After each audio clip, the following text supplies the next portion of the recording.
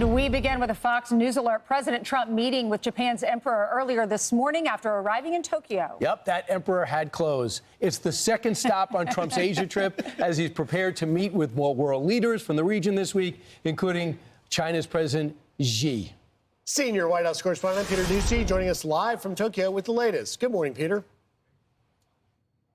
Yes, a big grand welcome for President Trump just a few minutes after Air Force One landed and Marine One took him into a central part of Tokyo.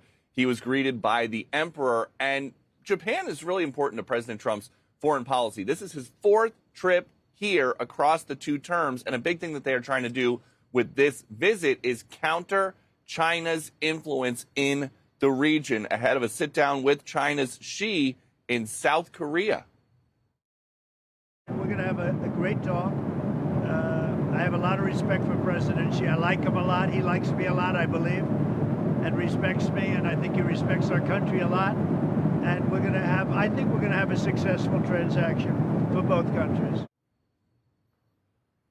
A TikTok deal advancing the sale from China to a U.S. group of investors may be signed on Thursday with Xi, and a broader trade deal is also possible if negotiators can come up with a deal that President Trump feels is more fair to U.S.-based companies.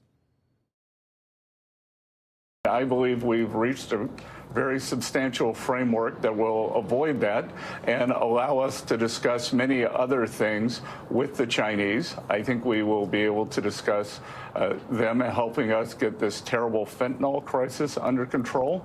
I think we are going to be able to discuss substantial soybean and ag purchases for our American farmers. And on the way here to Japan and Malaysia, the video of the weekend, President Trump felt like dancing to the music at an arrival ceremony on the way to sign 3 rare earth mineral deals with Cambodia and Thailand and Malaysia, and then to oversee the end of another conflict. The president posted this, just leaving Malaysia, a great and very vibrant country, signed major trade and rare earth deals, and yesterday, most importantly, signed the peace treaty between Thailand and Cambodia. No war, millions of lives saved. Such an honor to have gotten this done. And just to give you a sense here on the ground of how seriously decorum is enforced here in Japan, you see this video of the president and the emperor. The press pool capturing the close-up images of this handshake were warned by the hosts that if they shout questions or shout anything in the presence of the emperor, it is considered here assault. Back to you. So, Peter, you did not shout a question. No, we're on a hotel balcony a little bit down the road. It would have been hard. My shouting is just going to be normal shouts that I would do off a hotel balcony. Probably you need a bullhorn, but go ahead. Tell us more about him visiting with the troops. I understand he's going to visit with U.S. troops there. Yes, we expect that tomorrow. And actually some excitement over the last 24 hours or so. There were 2, we've got all these assets in the region. And in the South China Sea, there were 2 different aircraft that crashed separately within 30 minutes of each other. Everybody was rescued from the South China Sea. But President Trump just said aboard Air Force One, he does not think there was foul play involved. He thinks that those aircraft might have both had bad fuel, which is very unusual. Back to you. Hey, Peter, tell me more about the meeting that will happen soon between President Trump and Japan's brand new Prime Minister, Sanae Takahashi. There's been a lot of talk about her, very conservative, a heavy metal drummer, but very much in line with President Trump's thinking.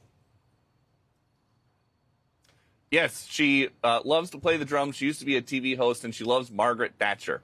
But the thing that President Trump likes the most about her is that in Japan's parliament, she was a close ally of President Trump's really good friend, the late Shinzo Abe, who left office and then was assassinated, but whose wife remains a close friend of President Trump and has visited him at Mar-a-Lago. So President Trump has a very, very high opinion of her, which is rare because he typically is very skeptical of world leaders that he does not know. And she has a plan to try, the new prime minister has a plan to try to capture his attention and keep it. And that is, when they meet, she is going to float a proposal for the Japan Transport Ministry, basically the trucks that go around and inspect the roads and make sure that everything is safe, is going to buy potentially a whole fleet of Ford F-150 trucks. President Trump complains all the time that when he comes to a country like this, he doesn't see any American cars on the road.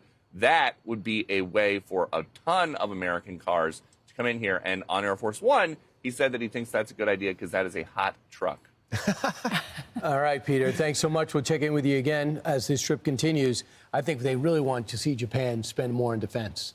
You know, the one thing that China fears, it's a strong Japan. And I think that this prime minister is looking to bolster that. So if they could find the money in the budget, I think that would be huge. And it'll take some pressure off us. And on Thursday, when the president meets with the leader of China, this will be the first time since 2019, so 6 years they've met.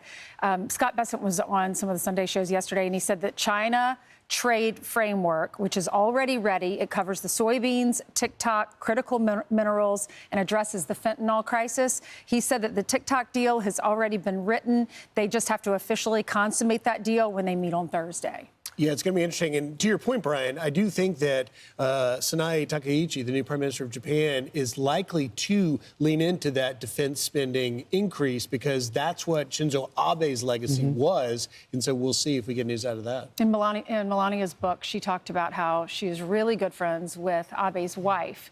As he mentioned, she has visited Mar-a-Lago before. But I asked her one time in an interview, who are you closest with out of all the world leaders or first ladies or, you know, other leaders? And she said it was Abe's wife.